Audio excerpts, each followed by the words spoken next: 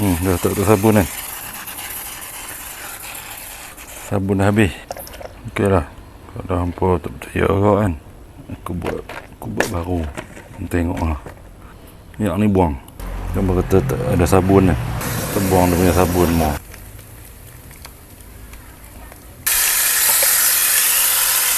Ni aku cuci ni. Ada tembok tak ada sabun. Nak cuci sabun kan.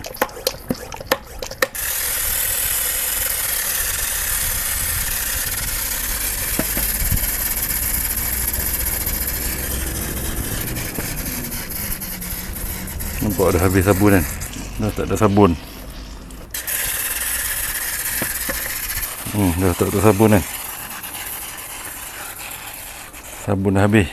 Bila sabun dah habis, tambah sabun kan. Sabun.